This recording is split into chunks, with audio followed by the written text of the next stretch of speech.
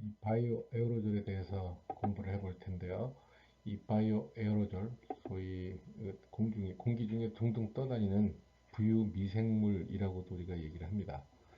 이 우리가 공기에 부유하는 생물학적 오염물질을 바이오 에어로졸이라고 하고, 어떤 우리 미생물을 얘기하고, 주로 바이러스나 박테리아, 펑가이, 아메바, 마이스, 절지동물, 그다음에 꽃가루, 이런 것들을 일컬어서 우리가 바이오 에어로졸이라고 총칭을 하죠.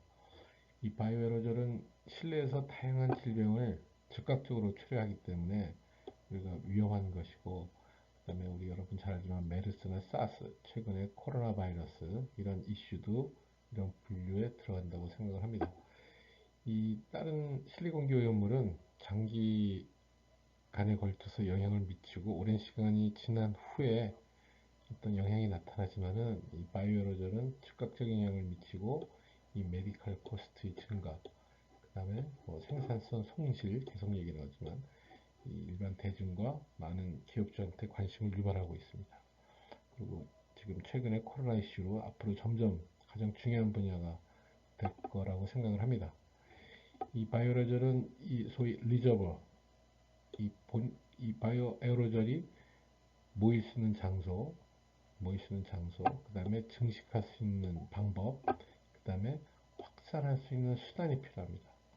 이 세 가지가 반드시 필요하고, 이 반대로 이 세 가지 중에 하나만 차단을 해도 이 바이오 에로졸을 관리를 할 수가 있죠.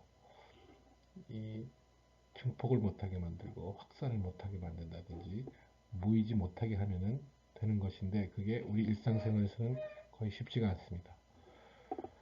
그리고 이 모든 바이러스와 일부 박테리아 및 이 펑가이들은 생존과 증식을 위해서 리빙 호스트가 필요합니다. 특히 우리가 바이러스를 편성 기생체라고 하죠. 그래서 주로 리빙 호스트는 주로 인간의 몸과 습기가 있는 장소가 되겠습니다. 그다음에 이거는 그 실내환경학 개론, 실내환경학회에서 이제 출판한 실내환경학 개론이란 책에 미생물이란 그 단원에 있는 내용들인데, 쭉 내용들이 있습니다. 여러분들 읽어보면 되는데, 우리 간단히 훑어보면은 이 미생물은 생물학적 공기 오염물질로서 중요한 존재인 건 우리가 더 확실히 잘 알고 있습니다. 그다음에 단시간 동안의 농도가 기하학적인 숫자로 증가할 수 있는 특성을 갖고 있고, 이 다른 것과 달리 한 가지 오염물질이 아닌 것을 우리가 잘 인지하고 있습니다. 그다음에 이 종이 다양하고, 종마다 크기, 구조, 생육 조건, 독성, 부유 특성, 이게 모든 상호작용 능력이 다르니까 단순한 오염물질로 취급할 수가 없죠. 그다음에 실내 여러 환경 조건, 온도, 습도, 환기 상태, 이 자연광 존재 유무, 우리가 햇빛이 있으면 더 좋죠. 그 살균이 잘 되니까 유기물 존재 유무, 동식물 존재 유무, 사람의 활동 정도에 따라서 이 엄청나게 다양하게 그 거동이 달라지니까 이 생태학적 이해가 요구되는 오염물질이라고 합니다. 이 따라서 이 미생물의 일반적인 특징을 이해하는 것이 중요하다고 그러고, 이 뒤에 쭉 일반적인 특징이 나오고 있습니다. 미생물의 종류에는 여러분들 쭉 읽어보면 되지만은, 실내 환경에서 대표적인 것으로는 세균, 박테리아, 진균, 펑가이 또는 몰스, 또 그다음에 우리 중요한 박테리아가 바이러스가 있습니다. 바이러스. 세균에 대한 설명드립니다. 여러분들 쭉 한번 읽어보시고, 네? 이, 그, 이 세균은 수분이 있는 환경을 좋아하고, 수분이 환경에서 자라다가 증발할 때 공기적으로 부유해서 우리한테 영향을 미치게 되죠. 또 지수적으로 개체 증식이 이루어지니까는 영양 물질이 되겠습니다.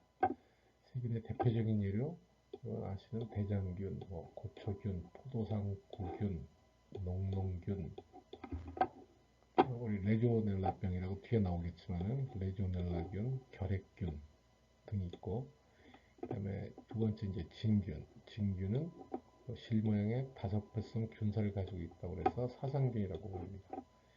그래서 사상균은 어떻게 이동하는지, 포자를 형성하고, 사이즈가 어떻게 되고 여러분들 쭉 읽어보고 이 사상성 진균의 대표적인 예, 뭐 여러 가지 복잡한 이름으로 되어 있네요. 진균의 다른 형태가 뭐 이스트도 있다고요. 크기는 3 내지 4마이크론. 우리 인체에도 들어올 수 있는 호흡기를 통해서 들어올 수 있는 농도죠. 그 다음에 이 최근에 가장 중요한 이슈가 되고 있는 바이러스. 핵산과 단백질로 구성되어 있다고 그러고요. 세포질이 없다고 합니다. 크기가 30에서 300나노미터, 우리 체내로 들어올 수 있는 크기고, 이 주로 스스로는 증식 생육할 수 없어서 이 호스트가 있어야만 증식할 수가 있죠. 우리 잘 아는 지금 잘 이해하고 있죠. 비만핵이나 부유하는 다른 입자와 결합해서 공기 중에 부유하다가 체내로 들어오게 됩니다. 이 바이러스의 대표적 예로 파지바이러스, 인플루엔자, 중증급성 호흡기 증후군 코로나 바이러스, 요새 이슈가 되는 변종이 나왔지만은, 그 다음에 조류독감 바이러스, 뭐 간염 바이러스 등등 많이 미생물의 생육 특성이 있는데 이 몇 가지 요건을 충족해야지 생육이 잘 된다고 해요. 영양원, 온도, 습도, 산소가 가장 중요한 요소라고 그러고,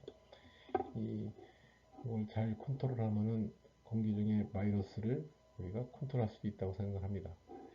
이 유기물로 구성되어 있고 핵심 성분은 탄수화물, 지질, 단백질, 그다음에 영양원이 필요하다고 그러고, 이 동물과 식물의 잔재는 실내 어딘지 존재하니까 우리가 미생물 생육에 필요한 엄청난 영양원을 제공하고 있는 셈이 되죠.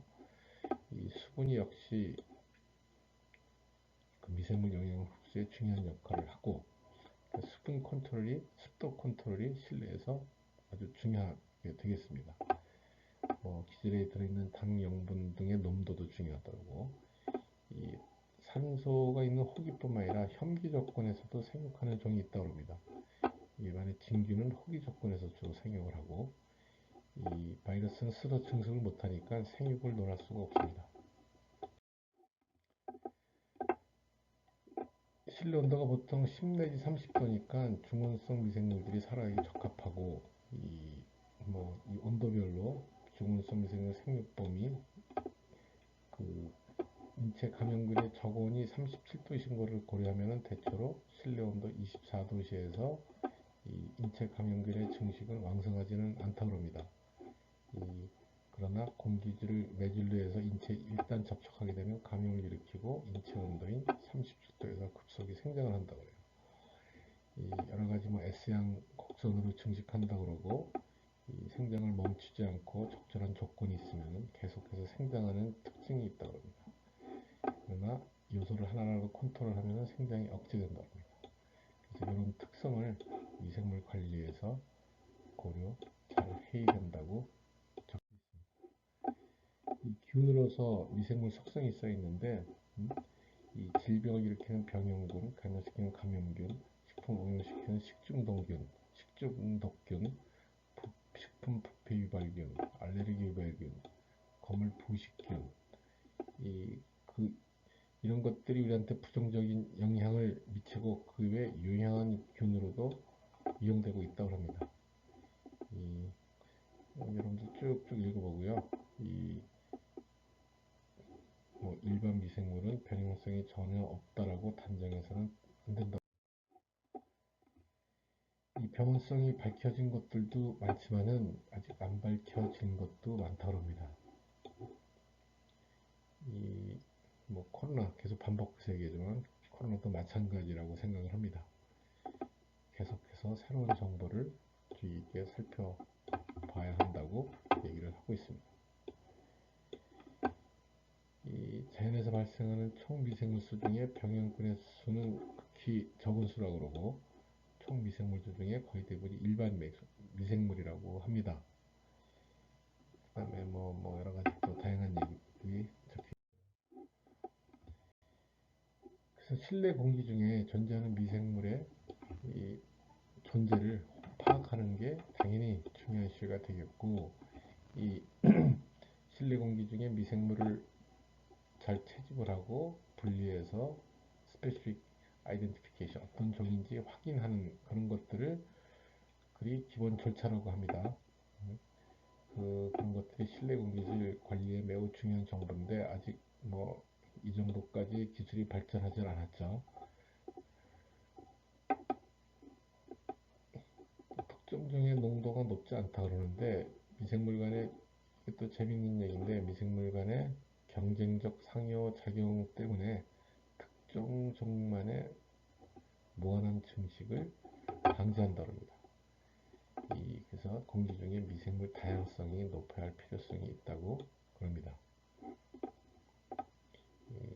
그래서 빌딩의 구조, 환기 방식 등도 미생물 다양성을 높일 수 있는 방향으로 최대한 고려하고 설계하고 설치 운영하는 것이 바람직하다고 합니다. 공기 중 입자로서의 미생물이 우리로서는 중요한데 왜냐하면 우리는 토양이나 수기에 존재하는 미생물에 관심이 아니라 공기 중에 부유하는 미생물이 우리의 관심사죠. 이 뒤에 우리는 그 콜로이드성 부유 입자로서가 우리한테 중요한 이슈가 되겠고 당연히 수분이나 먼지 결합해서 공기 중에 부여하는 입자성 물질의 특성을 나타낼 수밖에 없죠. 미생물 자체로서 말이에요. 그래서 우리가 바이오 에어로졸이라는 얘기를 쓰고 있는 거고 그 다음에 생물학적 활성이 있는 생체 그 다음에 죽어서 활성이 없는 사체로 동시에 존재하고 데드셀로 많이 존재한다고 그러는데 미생물 사체가 부러지면은 세피록 물질, 세포 내용 물질 등이 다 나오게 되고 이런 다양한 물질들이 공기 중에 부유하게 된다고 합니다. 그래서 이런 것들이 독소를 생산해서 세포 밖으로 내보내기도 이처럼 이제 미생물 또는 미생물률의 부유물질이 공기 중에 부유하게 퍼지게 될 때 바이오 에어로졸이 되기도 한다고 합니다. 이 길을 타고 이동하다가 중력에 의해 낙하해서 침강도 하지만 크기가 작은 것들을 계속 오랫동안 공기가 유동이 있기 때문에 부유하고 있죠. 계속해서 떠다닐 수도 있다는 얘기예요.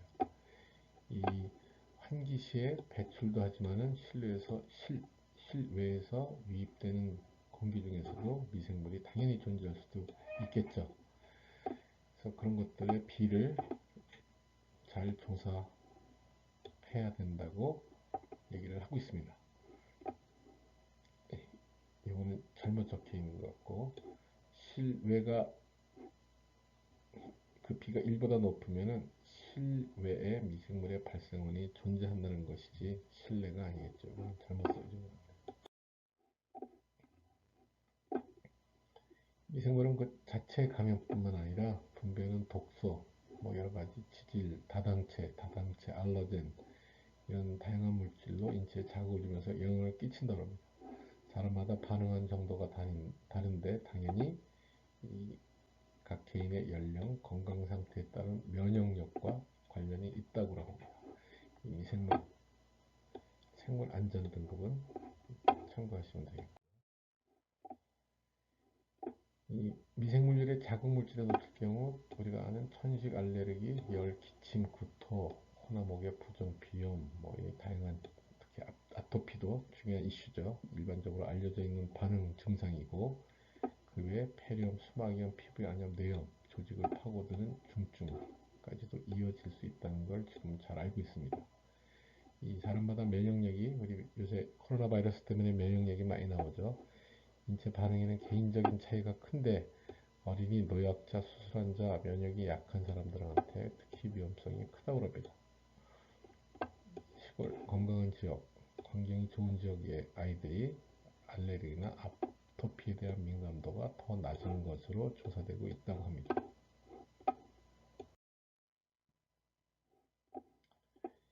이 실내 공기 중에서의 미생물 오염 측정은 우리가 아마 곧 다중이용시설의 공정시험법을 여러분들한테 알려줄 것이기 때문에 한번 쭉 읽어만 보면 콜로니 포밍 유닛으로 CFU로 측정하게 되어 있는데 또 얘기를 할 테고요. 이 미생물의 오염 관리, 이 오염물질의 소스 파악이 항상 어떤 오염물질이든지 제일 중요한 이슈가 되겠고요. 그다음에 미생물 생장과 관계된 환경 요소, 영양 기질에 대한 관계를 이해해서 뒤에 그림에 있다시피 그 어떤 요소의 특징에 따라 삼각형 면적이 늘어나거나 줄어들게 되는데 이런 걸 기초로 해서 관리를 할 수 있다고 합니다. 그다음에 미생물이 대량 머무는 곳, 서식하는 곳, 그런 곳이나 물건이 무엇인지 잘 살피고 그다음에 얘들이 퍼지는 거, 대량으로 퍼질 수 있는 것이 어디 있는지 그런 것들을 잘 파악해야 할 것입니다. 예를 들면 가습기 살균제가 또 중요한 이슈였죠. 이 제거는 제거하다가 알레르기 반응이 심하게 일어날 수도 있다 그러는데 이 제거하는 방법으로는 이 사이즈 분류를 통한 필터 사이즈를 통한 공기청정기 환기 필터를 주면서 사용할 수 있고 이 대량 증식할 수 있는 데를 잘 관리하는 거죠. 거기에 살균제를 뿌린다든가 이 주요소 간의 상호작용을 나타내는 삼각형 모식도입니다. 환경, 영양기질, 미생물, 수, 종, 다양성, 건강영양, 빌딩영, 산업영양 이렇게 모호하게 나타내고 있는데 그래서 필터 관리, 환기장치, 환기구 관리가 필요하고 건조시키고 청소 제거한다든지 소독제, 항균제 사용, 자외선 살균, 진공청소기, 이런 환기 이런 것들을 적절하게 잘 사용을 해야 되고 중요한 거는 이 항균제나 소독제는 인간들한테도 나쁜 영향을 미칠 수 있기 때문에 우리가 조심해서 사용을 해야 됩니다. 우리 가습기 살균제 이슈가 있었지만 그거는 가습기 청소제지 살균제가 아닌데 청소만 하는 물질을 살균제로 오인해서 물에 섞어서 우리가 가습기 같이 공간에 뿌려서 우리가 흡입을 해서 우리 폐가 많이 심하게 많은 그 피해를 봤죠. 가습기 살균제 이슈가 컸습니다. 그래서 미생물 관리가 얼마나 중요한지 그걸 잘 우리가 알 수가 있고 반복하지만은 이 항균제, 소독제는 우리 인간들한테도 위험하기 때문에 사용에 특히 주의해야 될 것이라고 생각을 합니다. 이 항균 관련 용어가 또 혼동돼서 사용된다는데 이 뒤에 이 용어에 대한 개념이 뒤에 있으니까 여러분 참고를 합니다. 항균, 제균, 소독, 정균, 살균, 멸균. 우리 실내환경 과목을 들으면서 선생님은 이런 것들을 절대 외우라는 얘기를 하질 않아요. 여러분들이 전혀 외울 필요가 없고 특히 이번 학기는 이 비대면 강의를 계속 진행하고 있는데 나중에 혹시 시험을 보더라도 선생님은 주로 개념 위주의 평가를 원하지 뭐 세세한 거를 외우는 거를 전혀 여러분들한테 요구하거나 기대하지 않습니다. 그래서 외우는 데 집중하지 말고 개념을 잡는 데 집중을 하길 바랍니다.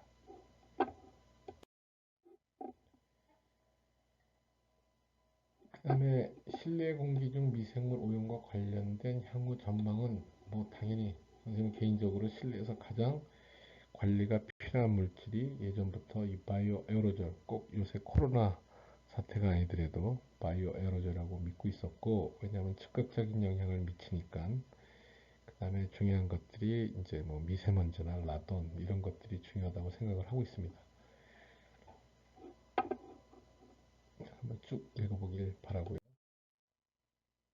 유전자 분석, 우리 바이오 기술이 계속 발전하고 있으니까는 우리가 이제 바이오를 많이 배울 필요가 있는 게 아니라 우리는 이 환경 쪽이니까 이걸 관리하는 기술들을 여러분들이 더 중요하게 본인이 알아야 될 분야로 파악하고 있는 게 좋을 거라고 생각을 합니다.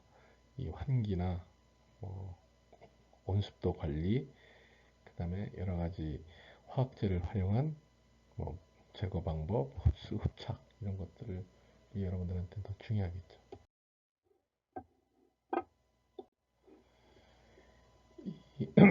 다음은 이제 선생님의 강의록을 계속 얘기를 할 텐데, 이 바이오 에어로졸의 실내 주요 소스는 인간이나 주로 애완동물입니다. 물론 코로나 바이러스 같이 이 바깥 생명체나 요즘 뭐 연구하다가 바깥으로 유출됐다는 얘기도 나오지만, 아무튼 일반적인 바이오로졸의 실내 오염원은 인간이나 애완동물이 되겠고요. 바깥에서는 이 자연 환기 시스템을 통해 공기가 유입되다가 실내 유입이 되는데, 저농도로 들어왔다가 실내 적절한 습기, pH, 온도에 의해서 이 많은 미생물이 증폭을 하게 되죠. 그런 것들이 증폭을 하고 냉장고에 이 소위 습기가 쉽게 존재하는 이베퍼레이션 팬이나 샤워 헤드, 샤워 꼭지, 그 다음에 핫텁을 통해서 박테리아가 머물다가 증식을 해서 퍼지게 에어로졸라이즈 돼서 우리 인체로 유입이 될 수가 있겠습니다. 이 뭐 가습기, 에어 컨디셔닝 시스템, 뭐 큰 건물의 쿨링 타워, 냉각탑, 그다음에 기계적 환기 시스템, 그다음에 공기를 이 배분하는 덕트, 이 덕트 안에서도 많은 미생물이 자랄 수가 있죠. 이런 데서 많은 박테리아나 펑가이가 증식할 수가 있습니다. 또 뭐 이 퍼니스나 콘솔형 가습기도 호열성 박테리아, 열을 좋아하는 박테리아가 증식할 수 있다고 그래요. 그 다음에 뒤에 나오지만은 큰 건물의 냉각탑에서는 레조넬라 병, 그 다음에 폰티악 큐피버 이런 것들이 발병할 수 있다고 합니다. 그 다음에 이 바이오 에로졸에 의한 건강 영향과 기준을 보면은, 이 미생물의 병원성 성질은 잘 알려져 있습니다. 왜냐하면은 이 의료기술 발전 때문에 그동안 많이 알려진 편이고요. 하지만은 이 스탠다드 확립은 쉽지가 않은데, 왜냐하면은 그 발견되는 수준의 바이오로졸 종류도 아주 다양하고, 아직도 데이터가 부족하다고 합니다. 그다음에 다른 오염물과의 그 시너지 효과 때문에 우리 수명이 단축되고, 또 그 다른 물과 시너지 효과를 정량화하는 것이 불가능하다고 해요. 그래서 가능한 한 이 바이오로졸을 적극적으로 컨트롤하는 게 중요하게 되겠죠. 사람 체내로 들어오는 것은 호흡을 통해서 또는 상처에 그것들이 디파짓 돼 가지고 상처를 통해서 들어올 수도 있죠. 그것들이 들어와서 이 어디에 국소적으로 분포하거나 딴 쪽으로 체내로 이동을 할 수 있다고 합니다. 이 뒤는 이 앞장에서도 다양한 그 간단한 연구 자료들이 각 장에 있었는데, 그것들은 여러분들이 세세하게 공부하거나 외우라는 것이 아니고, 수많은 연구들이 지속적으로 이루어져 있구나 하는 것을 여러분들이 느끼라고 써져 있는 거고, 우리가 실내 환경은 예전부터 수없이 많은 연구가 진행됐기 때문에 여러분들은 필요에 의해서 그 정보를 얻고 앞으로 미래의 그 실내 환경 개선이나 적용에 활용하면 된다고 생각을 합니다. 이 영국 의학연구소 보고서에 의하면은 이 병원 수술실에서 상처를 감염시킨 박테리아의 8, 90%가 주변 공기에서 나왔다고 합니다. 수술실에서 나온 게 아니고. 그래서 이 주변 공기를 살균해서 이 중요한 수술실로 투입시키는 것이 중요한 이슈가 되겠죠. 이 바이오 에어로졸에 의한 관련 질병들은 아주 다양히 많죠. 뭐 흔한 게 감기, 독감, 홍역, 그 다음에 뒤에 이하선염, 수두, 뭐 어쩌고 쭉 있습니다. 레조넬라병. 그 다음에 특징적인 병은 없지만은 뭔가 신드롬이 나타나는 것, 시크빌딩 신드롬 이런 것들, 두통이나 메스꺼움 이런 일들이 일어날 수 있다고 합니다. 이 바이오 에어로졸 연구의 역사적 배경을 보면은, 그 유명한 파스테르라는 분이 세계 최초로 바이러스 박테리아가 공기 중에 존재하는가를 확인하기 위해서 체계적이고 과학적인 실험을 했다고 그래요. 그러다가 1867년에 조세프란 사람이 수술실에서 페놀 스프레이를 뿌려서 공기를 소독했다고 합니다. 공기를 소독했다는 얘기는 이 세균이 접촉이 아니라 이 공기를 통해서도 병이 생길 수도 있다는 걸 인지했기 때문에 공기를 소독을 했겠죠. 그 전까지는 접촉에 의해서 발생한다고 인식을 했다고 합니다.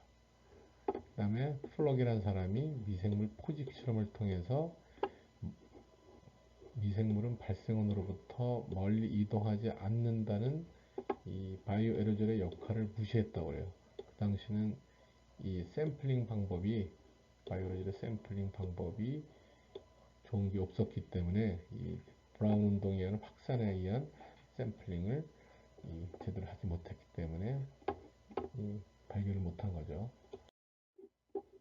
그러다가 스틸만이라는 사람이 1차 대전 중에 질병 확산에 대한 공기에 둥둥 떠다니는 박테리아의 역할을 연구를 했다고 그러고, 웰스라는 사람이 원심 분리기 샘플을 디자인해서 이 부유 물질로부터 많은 양의 공기를 포집했더니 박테리아가 생존해서 공기를 통해 이동한다는 것을 확인을 했습니다. 그 다음에 이 2차 대전 때 우리가 화생방전이라고 그러죠. 이 독가스전은 이미 1차 대전 때 사용을 했었고, 방사능은 뭐 원자 폭탄 때문에 우리가 잘 알고 있고, 이 화생방전 생물학적 이 병연구를 전쟁에 이용을 하면서 또 많은 연구들을 진행을 했다고 합니다. 또 군대 막사나 야전병원 등의 전염성 질환 예방을 위해서 많은 노력을 했고요. 이후 동물 실험을 통해서 전염성 박테리아가 확인이 됐고, 지금은 코로나 때문에 전 세계가 공포에 휩싸여 있는 상태입니다.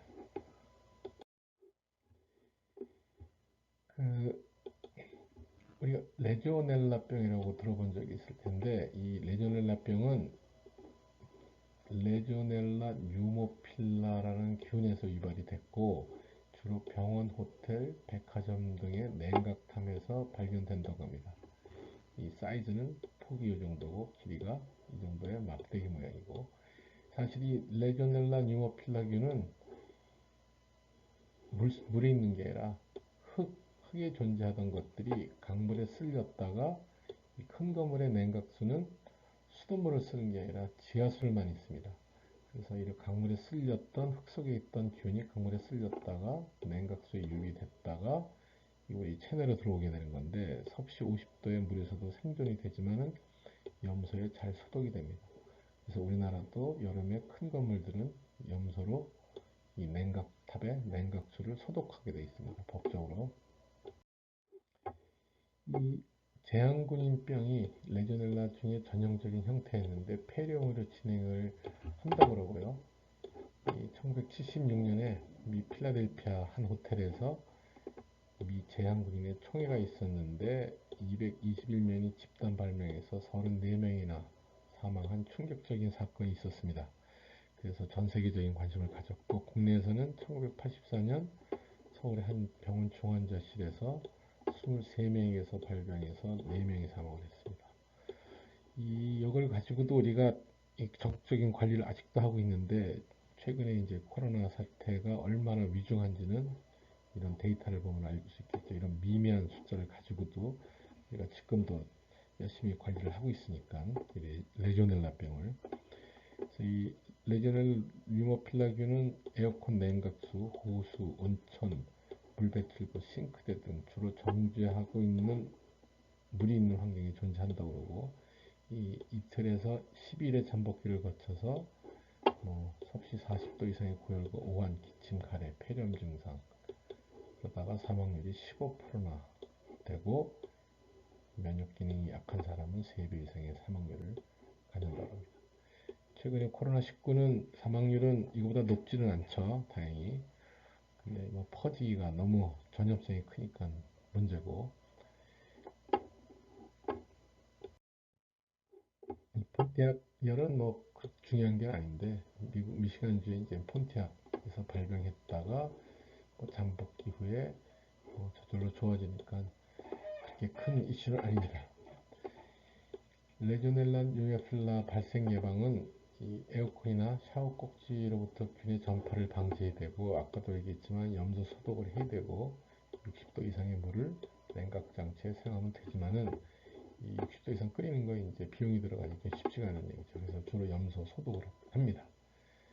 물탱크 침전물 제거, 수도관 관리, 공막의 교환, 그 다음에 정기적인 검사와 철저한 소독. 그 다음에 많은 사람들이 이게 냉각탑에서 나온다니까 가정용 에어컨도 관련이 있나 그러지만은 이 집안에 있는 일반적인 가정의 에어컨은 전혀 관련이 없습니다. 왜냐하면 여기는 냉각수를 쓰는 게 아니라 이 응축수가 만들어져서 우리 집 밖으로 나가게 돼 있으니까는 전혀 관련이 없죠. 뭐 또 우리가 쓰는 가습기에 흙에서 들어온 지하수 물을 쓸 일이 없으니까는 집안의 일반 가정의 이슈는 아닙니다. 레조넬라 질병은. 관리 방법은 다른 여타 실내 공기 오염물에서도 대부분 마찬가지지만 오염원 관리가 중요하고, 특히 이제 바이오로졸은 정기적인 유지 보수 관리, 그 다음에 이 습도 관리, 그 다음에 이 필터를 통한 환기, 그 다음에 에어크리밍, 이런 것들이 중요하게 되겠습니다. 소스 리모브는 가능한 소스의 제거인데, 이 실내 소스는 아까도 사람이나 애완동물이라고 했는데 그걸 제거를 할 수가 없죠.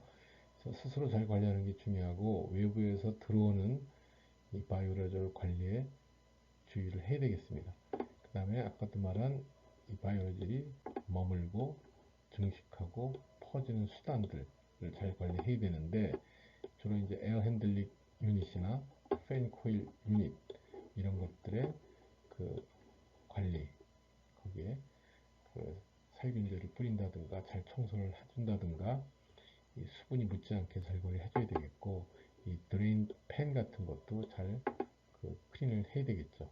그 다음에 주기적인 필터의 교환도 중요하게 되겠습니다.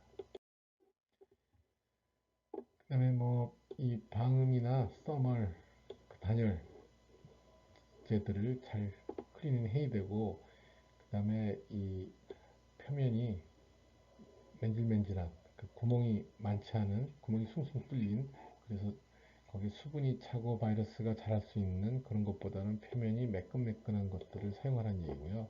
여기도 비슷한 얘기가 써 있죠. 포러스한 머티리얼을 넌 포러스, 기공이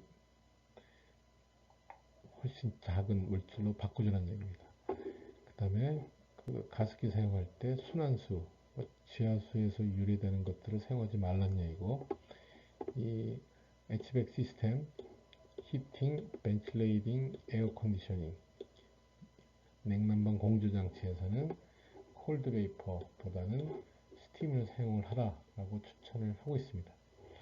그 다음에 이 휴미디파이어를 정기 점검을 하고, 이거 이제 가정집보다는 큰 건물 얘기하죠. 그 다음에 이 가정용 가습기도 가능하면 세척하고, 가능하면은 바이오사이드를 사용을 하는데, 이걸 뿌리란 얘기가 아니고 그걸 사용해서 세척을 하는 얘기입니다. 그죠? 이거를 집어넣어서 가습기 살균제 같이 공간으로 가습을 시켜서 흡입을 하면 큰일 나죠. 또 유지보수 관리가 중요합니다. 그 다음에 습도를 조절해서 쉽게 관리할 수가 있는데, 덩클이나 퍽이란 사람이 연구를 해봤더니 에어본 박테리아가 상대 습도 50%에서 감소를 하더라 하는 연구 결과를 냈고요. 그 다음에 스털링이라는 사람이 논문을 조사해 봤더니 상대 습도 어떤 범위에서 이 박테리아나 바이러스 농도, 펑가이 농도가 어떻더라 하는 조사를 했습니다. 과거에 했더니 습도가 40에서 60%일 때 헬스 리스크가 최소더라 하는 결과를 냈습니다. 그 다음에 뭐 발음하기 헷갈리지만 잔트논 등 사람들도 40에서 60% 범위에서 펑가이가 가장 잘 증식을 하더라. 습도 펑가이는 이 그 이유는 낮은 온도로 인해 표면의 습기가 응축하기에 충분해서 그런 일이 벌어졌다고 조사를 했습니다. 이 그 필터를 이용해서 환기를 적극적으로 해주면 좋은데, 이 제일 중요한 게 외부 공기를 집어넣을 때 그 위치를 적절하게 선정하라는 얘기예요. 그러니까 쿨링 타워로부터 떨어진 것, away from. 그 다음에 evaporative condenser, 그러니까 물이 증발해서 컨덴싱, 다시 응축하는, 물과 관련된 장소에서 떨어진 데서 공기가 들어오게끔 이 벤틸레이션 시스템을 설치하는 얘기고, 이 사이즈가 1 내지 2 마이크론이기 때문에 이 필터의 필터의 공급이 0.3 마이크론, 헤파 필터는 0.3 마이크론이니까 적절한 필터에 의해서 제거가 가능합니다. 대부분의 미생물은. 그래서 데커 등은 여러 가지 필터의 미생물 제거 효율을 연구를 했더니 코스 파이버, 일렉트로스태틱 프리시피테이터 다 조사했더니 헤파 필터는 거의 90% 이상 헤파 필터로 미생물을 제거할 수 있다는 결과를 내놨습니다. 그다음에 이 공기를 세척을 할 때 화학 살균제를 사용하게 되는데, 그 요구 조건은 당연히 고농도는 인체도 유의할 수 있으니까 저농도로 치명적이어야 되고, 그 다음에 기체 상태에서 인간한테 톡식하면 안 되고, 인간한테 뭐 아무튼 뭐 인간한테 안 좋으면 안 닿다는 얘기죠. 이리테이팅, 해를 주면 안 된다는 얘기고, 금속을 부식시키거나 섬유조직을 손상시키면 안 되고 쉽게 기여가 가능해야 된다고 합니다. 이 글라이콜은 뭐 알코올의 한 종류로서 이 필요할 때는 뭐 써야 되지만은 실리콘 계열물로 분류되니까 더 이상 추천을 하지 않습니다. 그 외에 다양한 산 종류, 오존, 아이오다인 이런 것들도 사이드 이펙트 때문에 가능하면 사용하지 않는 것으로 되어 있죠. 이 하인즈 등은 이 바이러스를 컨트롤하는 메커니즘으로 공기를 1초 이내로 리퀴드와 접촉을 시켜서 이 소위 건조제 함유된 에어 컨디셔닝 시스템을 쓰는데, 이때 두 가지 방법으로 바이오로즈를 제거할 수 있다고 합니다. 그 유기체를 잡아서 빠른 시간 내에 건조를 시켜서 그 유기체의 그 오가닉 시스템을 죽이는 거죠. 그러니까 빨리 잡아서 건조시켜 죽이자는 방법을 제안을 했고, 이 그런 것들의 감소율을 봤더니 트라이에틸렌 글리콜 솔루션이 95% 정도, 리튬 클로라이드 솔루션이 90% 정도, 이런 원리로, 건조 원리로 바이오레저를 감소시켰다고 합니다. 그 바이오레저 흡착 원리를 보면은 실리카 계열배, 주로 수분 컨트롤할 때 쓰죠. 몰리큘러 시브 배, 이런 것들을 통해서 오가니즘을 잡아서 이 수분이나 영양분을 흡착을 해서 그 유기체를 죽음에 이르게 하는 방법입니다. 이 활성탄은 공기 처리할 때 수많은 물질이 여기 흡착을 할 수 있고, 수분도 흡착이 되니까 습기가 누적되니까 그 표면에 반대로 박테리아나 펑가이가 성장할 가능성이 있다고 합니다.